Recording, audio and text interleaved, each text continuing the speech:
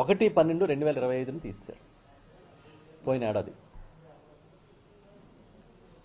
అదేవిధంగా mining case దాన్ని కూడా 27/10/2025 తీశారు.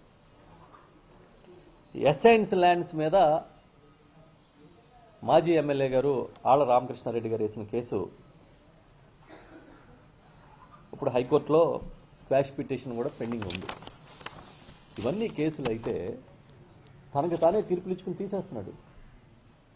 తన చేతిలో అధికారం ఉంది కనుక దర్యాప్తు సంస్థల్ని గుప్పిట్లో పెట్టుకుని ఆడిస్తున్నట్టుగా తన మీద తనే కేసులు తీసేస్తాడు. ఇంకో పక్కన మేకలు కోసారని కోళ్లు కోసారని కేసులు పెడుతున్నారు. ఎవడన్నా పేకలకు వస్తే కేసులు పెట్టేవారు, ఇప్పుడు కేకులకు వస్తే కేసులు పెడుతున్నాడు ఈయన. జగన్ గారి బర్త్డేకి తిరుపతి దగ్గర మా నాయకుడు జగన్మోహన్ రెడ్డి గారి జన్మదినోత్సవం సందర్భంగా కోడిని కోస్తే అది పెద్ద నేరం అని చెప్పి 5 సెక్షన్లతో కేసు పెట్టారు. ఈ కేసు నమోదు చేసిన అధికారులు ఆ రోజు రాత్రి చికెన్ బిర్యానీ తిని ఉంటారు. మేకని కోసారని చెప్పి జగన్ గారి బర్త్డే రోజున ఫ్లెక్స్ దగ్గర వాళ్ళ మీద 3rd డిగ్రీ వైఎస్ఆర్ కార్యకర్తల మీద 3rd డిగ్రీ ప్రయోగించి రోడ్ల మీద నడిపించి ప్రజాస్వామ్యాన్ని అపహాస్యం చేస్తున్నట్టుగా తప్పుడు కేసులన్నీ బనాయించి చాలా దుర్మార్గంగా పోలీసు వ్యవస్థను వాడి ఇబ్బంది పెట్టారు. ఇంక ఏం కేసులు పెట్టాలో తెలియట్లేదు వాళ్ళకి. మేకలు కోసారని కోళ్లు కోసారని రేపు పొద్దున కొబ్బరికాయ కొట్టారని కూడా పెడతారు కేసు. ఎందుకంటే ఆ సౌండ్కి మొత్తం ప్రజలు భయభ్రాంతులు అయిపోతున్నారని. కోడిని కోస్తే తప్పు, కోడి పందాలు వద్దని చెప్పి హైకోర్టు చెప్పినా కూడా అది సంక్రాంతి వేడుకలుగా మీరు చెప్తున్నారు.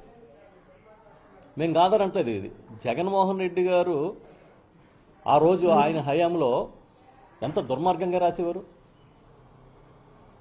కోడి పందాలంటే అసలు అరాచకం, కోట్లాది రూపాయల చేతులు మారిపోతున్నాయి. ఇప్పుడు KPL కోడి పందాలు లీగ్ వాళ్ళ శాసనసభ్యులే దాని నిర్వహణ, అది కూడా గొప్పగా కలర్ ఫోటోలు వేసి పేపర్లో వేస్తున్నారు.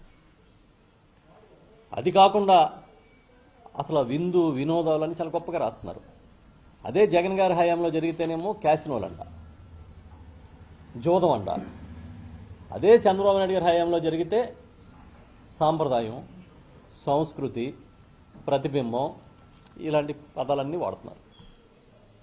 అసలు ఈ ప్రపంచంలో మీ అంత దుర్మార్గమైన ప్రచారం చేసుకునేవాడిని ఇంకెవరిని చూడం మనం. గోబెల్స్కి అమ్మ మొగుళ్ళలాగా తయారయ్యారు అందరూ.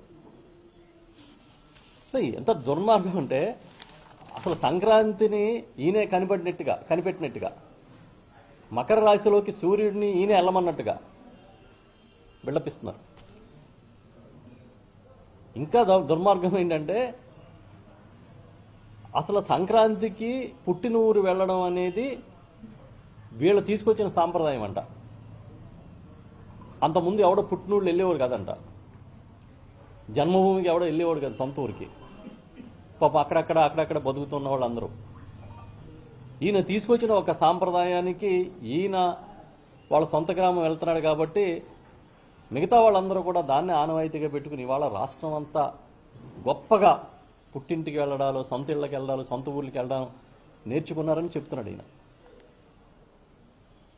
చెప్పడానికి మీకు లేదు సిగ్గు, వినడానికి మాకు సిగ్గేస్తుంది. ఇంకా ఎంత స్వాత్కర్ష అంటే ఇంకా సంక్రాంతిని మీరే సృష్టించినట్టు, హైదరాబాద్ బిర్యానీని మీరే సృష్టించినట్టు, సంక్రాంతి ముగ్గులు మీరే కనిపెట్టినట్టు విపరీతమైన బిల్డప్లు. మేము అడుగుతున్నాం, ఈ స్కిల్ స్కామ్ని ఎత్తేసే కార్యక్రమానికి అసలు మీకున్న హక్కు ఏంటి అని.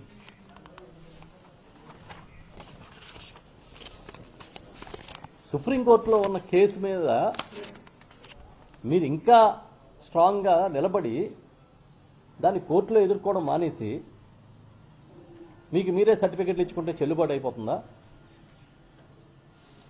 మేము మళ్ళీ చెప్తున్నాం, ఈ కేసులు ఏవైతే ఉన్నాయో ఈ స్కాములు దాని మీద వైఎస్ఆర్ పార్టీ న్యాయ పోరాటం చేసి తీరుతుంది. మీరు ఎత్తేసుకున్నా కూడా మీకు సొంత పార్టీ కార్యకర్తలుగా పనిచేస్తున్న అధికారులు కొంతమంది, మీకు దీనికి సహకరించిన వాళ్ళందరూ రేపు మళ్ళీ న్యాయ సమీక్షకి, న్యాయ పరీక్షకి సిద్ధంగా ఉండాల్సిన పరిస్థితి వస్తుందనేది కూడా చెప్తున్నాం. చట్టాలంటే గౌరవం లేదు. మనం ఒక బాధ్యతాయుతమైన పదవిలో ఉన్నప్పుడు దాని ఔన్నత్యాన్ని కాపాడాలనే ఆలోచన లేదు. సమాజానికి, రాష్ట్రానికి ఒక దుష్ట సాంప్రదాయాన్ని పరిచయం చేస్తున్నారు. సీట్లో కూర్చున్నవాడు ఏవైనా తీసేసుకోవచ్చు, తన మీద ఉన్న ఎలాంటి మచ్చలైనా తుడిపేసుకోవచ్చు, వ్యవస్థను ఉపయోగించుకోవచ్చు అని. ఇదే పరిస్థితి అయితే చట్టాలకి గౌరవం ఉంటుంది. జగన్మోహన్ రెడ్డి గారి హయాంలో ఏం కేసులు తీసేసామో తెలుసా మీకు? మీరు ఇక్కడ కాకినాడ SCJలో పెట్టిన రైతుల మీద కేసులు, ఉత్త పుణ్యాన కాపుల యాజిటేషన్ మీద, కాపుల మీద పెట్టిన కేసులు తీసాడు ఆయన మీద కేసులు తీసుకోలే. మీరేం చేస్తున్నారు? సామాన్య జనాన్ని వేధించుకు తింటూ ఆడు కోడిని కోసాడు, వీడేమో మేకను కోసాడని కేసులు పెడుతూ, ఇంకో పక్కన మీ మీద చాలా కామ్గా చాప కింద నీరులాగా ఉన్న కేసుల్ని తీసేసుకుంటున్నారు. అసలు భారతదేశ చరిత్రలో ఏ ముఖ్యమంత్రి అయినా తన మీద తనే కేసులు ఎత్తుకున్నవాడు ఉన్నాడా అని అడుగుతున్నాం మేము. ఏ ముఖ్యమంత్రి అయినా అసలు ఏ కేసులో జైలుకి వెళ్ళాడో ఆ కేసులోనే మీరు నిరూపించుకోలేకపోతే ఇంకా మీ నిజాయితీ ఏంటి? మీరే చెప్తున్నారు కదా, ఆ రోజు చాలా దుర్మార్గంగా కేసు పెట్టారని పత్రికలో రాశారు కదా. మరి దుర్మార్గంగా కేసు పెడితే అది మీరు కోర్టులో నిలబడి ఇది దుర్మార్గం కోర్టుతో కదా చెప్పించాలి. మీరు ఎత్తేసుకోవడం ఏంటి? అది అంత తప్పుడు కేసు అయితే కోర్టు కదా చెప్పాలి ఆ విషయం. మీరే చెప్పేస్తారా?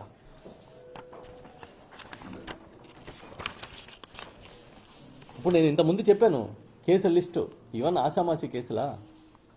వేల కోట్ల రూపాయల స్కాములు.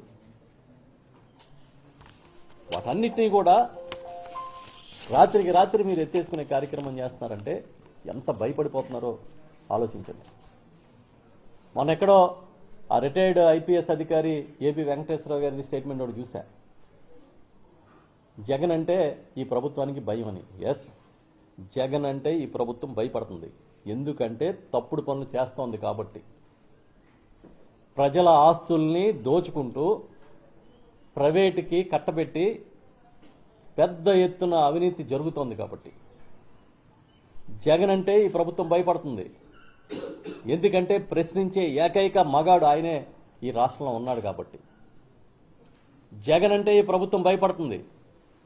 ఎందుకంటే ప్రభుత్వ వైద్య కళాశాలల లాంటి జగన్ నిర్మాణం చేసిన ఒక గొప్ప వ్యవస్థని మీరు ప్రైవేటుకి తెగనమ్ముతూ అది తప్పని ప్రజలు తిరగబడుతూ ఉంటే ప్రజల పక్షాన నిలబడ్డ జగన్మోహన్ రెడ్డి గారి నాయకత్వానికి మీరు భయపడతా ఉన్నారు.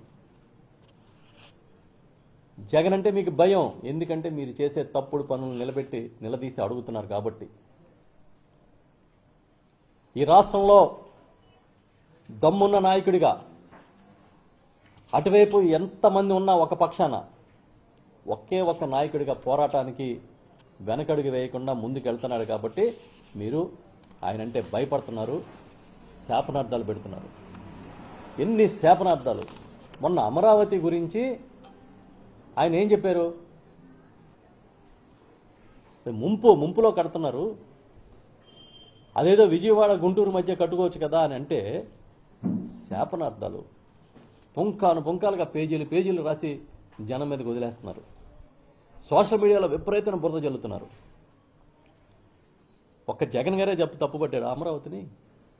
మీ సొంత ఛానల్స్ తెల్లారు లేసి మీ భజనే ఎజెండాగా పనిచేస్తున్న ఛానల్స్లోనే మీరు చేస్తుంది తప్పు, చంద్రబాబు నాయుడు గారు అమరావతి విషయంలో చేస్తుంది తప్పు అని చెప్తున్నారు. మరోపక్క మీ ఛానల్స్లోనే ఆ ముంపు ప్రాంతాలని, అమరావతిలో మునిగిపోయిన ప్రాంతాలని నీళ్లు తోడుతున్న కార్యక్రమాలని వేల కోట్లు, వందల కోట్లు తుప్పలు కొట్టడానికి, నీళ్లు తోడడానికి ఖర్చు పెడుతున్న వ్యవహారాన్ని కూడా చూపిస్తున్నారు. మీ మంత్రులే స్టేట్మెంట్లు ఇస్తున్నారు. నీళ్లు తోడడానికి ఇన్ని కోట్లు అవుతుంది, వందల కోట్లు అవుతుంది, ఇగో ఇంత తుప్పలు కొట్టడానికి ఇన్ని వందల కోట్లు ఖర్చు పెట్టామని. అంత లోతట్టు ప్రాంతంలో ఎందుకు కట్టుకోవాలయా, మంచి ప్రాంతంలో కడితే తప్ప అని అడిగితే మీరు జగన్మోహన్ రెడ్డి గారికి శాపనార్థాలు పెడుతున్నారు. ఏమన్నా అంటే అమరావతిలో ఆవకాయ కలుపుతున్నారు. మీరు చేసింది అది. ఆవకాయ అమరావతి అని ఒక ఫంక్షన్ చేశాడు, ఒక ఈవెంట్. ఇప్పుడు అదన్నా అమరావతి ప్రాంతంలో పెట్టాడంటే అక్కడ కూడా పెట్టలేదు, విజయవాడలో పెట్టారు. అంటే అది పెట్టడానికి కూడా అనువైన ప్రాంతం కాదు మీకని. పాపం ఆ రైతులు ఇంత ముందు భూములు ఇచ్చిన రైతులనే ముంచేశారని వాళ్ళు బాధపడుతుంటే కొత్తగా మళ్ళీ 1000 ఎకరాలు సేకరణ. ఢిల్లీకి తలదనే మహానగరాన్ని కడతానని, హైదరాబాద్ నిర్మాణం చేసిన కులీ కుతుబ్ షాని మరిపించేస్తానని రోజు ఈయన స్టేట్మెంట్లు. తెర ఇవాళ ఈ సంపద సృష్టికర్త ఏం చేస్తా ఉన్నాడు అని చూస్తే, పత్రికలు చూస్తే భయం వేసింది. ఆంధ్రప్రదేశ్ లాటరీ తీసుకొస్తుందంట. ఆంధ్రప్రదేశ్ ప్రభుత్వం లాటరీ తీసుకొస్తుందంట. దాని మీద 3000 కోట్ల ఆదాయం వస్తుందంట. ఆన్లైన్ గేమింగ్ తీసుకొస్తారంట, దాని మీద 1400 కోట్ల ఆదాయం వస్తుందంట. ఈ విధంగా ఆన్లైన్ గేమింగ్లు, ఆన్లైన్ బెట్టింగ్లు, అదేవిధంగా లాటరీల నిర్వహణ, ఇవన్నీ ఆదాయ వనరులుగా ఈ సంపద సృష్టికర్త చూస్తూ ఉన్నాడు. చాలా చిత్రం ఏంటంటే, అదేదో గొప్పగా 13,100 కోట్ల ఆదాయాన్ని మేము సమకూర్చుకోబోతున్నాం అని ఇవాళ పత్రికల్లో అధికారులు ఆయన చెప్పినట్టుగా రాశారు. ఇదిగో ఇది ఆంధ్రజ్యోతి పత్రికలో రాసింది, ఒకసారి చదువుతాను వినండి. అదనపు ఆదాయం కోసం కొత్త మార్గాలు అన్వేషిస్తున్నామని, ఏపీ లాటరీ, ఆన్లైన్ గేమింగ్, ఎస్జీఎస్టీపై 1% సెస్ లాంటి మార్గాల్లో 1000 కోట్ల ఆదాయం, అదనపు ఆదాయం కోసం ప్రతిపాదనలు సిద్ధం చేశామని పీయూష్ కుమార్ వెల్లడించారు, ఆర్థిక శాఖ కార్యదర్శి. ఆయన ఇంకా ఏమన్నారంటే 2047-48 సంవత్సరానికి జిఎస్డిపిలో సేవారంగం వాటా 55.19%. ఎప్పటికి? 47-49 అంట, ఇప్పుడు కాదు. ఈ కబుర్లు చెప్పే బతికేశారు మీ జీవితం అంతా. ఈ సొల్లు 2000లో 2020 అంటావు, 2020 వస్తే 2040 అంటావు, 2040 వస్తే 2090 అంటావు. ఏదో సామెత ఉంది, కన్న తల్లికేమో కడుపు నిండా పెట్టడం చేత కాదు కానీ పిన్నమ్మకి బంగారు గజలు చేస్తానన్నాడంట. ఎక్కడ రోడ్లో గోతులు అక్కడే ఏడుస్తున్నాయి. ఒక్క అభివృద్ధి లేదు, ఒక ప్రాజెక్ట్ లేదు, ఆదాయం లేదు, పండగకి బట్టలు కొనుక్కునే స్తోమత కూడా లేకుండా పోయింది పేదలకి. జగన్మోహన్ రెడ్డి గారు పండుగ వచ్చే సమయానికి ఏదో 1-2 పథకాలు వేస్తే మార్కెట్లు కలకల్లాడుతూ ఉండేవి, షాపులు కలకల్లాడుతూ ఉండేవి. కనీసం అది కూడా లేదు. ఇప్పుడు కనీస అవసరాలు తీరిన పరిస్థితి ఉంటే 2047-48కి సేవారంగం ఎంత పెరుగుతుంది? ఈ తప్పుడు లెక్కలు చెప్పడమే కదా. అసలే కడుపు మండిపోయి ఉన్న వాళ్ళ మీద, ఈ ప్రజల మీద మీరు కామెడీ చేయడమే కదా. ఇంకా దుర్మార్గం ఏంటంటే, ఎస్జీఎస్టీ పైన 1% వేస్తే 4,700 కోట్లు, ఆంధ్రప్రదేశ్ లాటరీ ద్వారా 300 కోట్లు, 3,000 కోట్లు, ఆన్లైన్ గేమింగ్ పన్ను ద్వారా 1,400 కోట్లు అదనపు ఆదాయం. ఆన్లైన్ గేమింగ్, ఆన్లైన్ బెట్టింగ్ అనేది ఒక మహా పాపం, క్రైమ్ అని చెప్పి ఒక పక్కన కేసులు పెడుతున్నారు.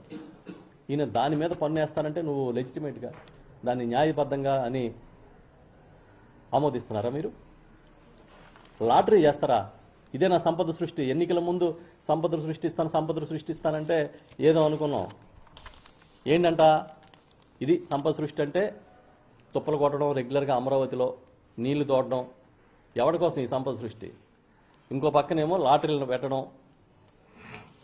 జగన్ ఈ లిక్కర్ రేట్లు ఏంటి, తాగుబోతులు కడుపు కొడుతున్నాడు జగన్ అని పెద్ద పెద్ద స్టేట్మెంట్లు ఎలక్షన్ ముందు. మళ్ళీ సంక్రాంతి కానుక ఏమి ఇచ్చారంటే పాపం ఆ తాగుబోతులకి బాటిల్ మీద 10 రూపాయలు స్ట్రైట్ అవే కొట్టేశారంట, పెంచారు రేటు. 10 రూపాయలు ప్రతి బాటిల్ మీద పెంచుతూ నిన్ననే జీవో ఇచ్చారు. ఇది కాకుండా ఇంకా ఏదో తీసుకొచ్చారు. ఏంటి, 1% రిటైలర్కి అదనపు కమిషను, బార్లకు సంబంధించి ఏఆర్ఈటీ ఆ రిటైల్ ట్యాక్స్ సంబంధించిన ఎత్తివేత, ఇలాంటివన్నీ తీసుకొచ్చారు. ఇది కూడా పండగ కానుకేనట, సంక్రాంతి కానుక. ఆ రోజు జగన్మోహన్ రెడ్డి గారు లిక్కర్ రేట్లు పెంచి అమ్మితే అది కొనడానికి భయపడే పరిస్థితి ఉంటే తాగడం తగ్గిస్తారని, అది మీకు మహాపరాధం, మహాఘోరం. మీరు పెంచితే ఆదాయ వనరుల సమీకరణ అని రాస్తున్నారు పత్రికలు. అంటే వడ్డించేవాడు మనవాడైతే అసలు ఈ చిడతలకి కొరత ఉండదన్నట్టుగా ఉంది పరిస్థితి. ఏం చిడతలు కొడుతున్నారు రా బాబు. అసలు నేను చెప్పాను కదా, అప్పుడేమో ప్యాక్ ఆడితే తప్పు, ఇప్పుడు ప్యాక్ ఆడితే క్రీడ, ఇండోర్ గేమ్. ఇప్పుడు ప్యాక్ ఆట ఆడితే అదే మరి ఒక దాన్ని ఏమంటారు, మైండ్ ఫ్రెష్నెస్ కోసం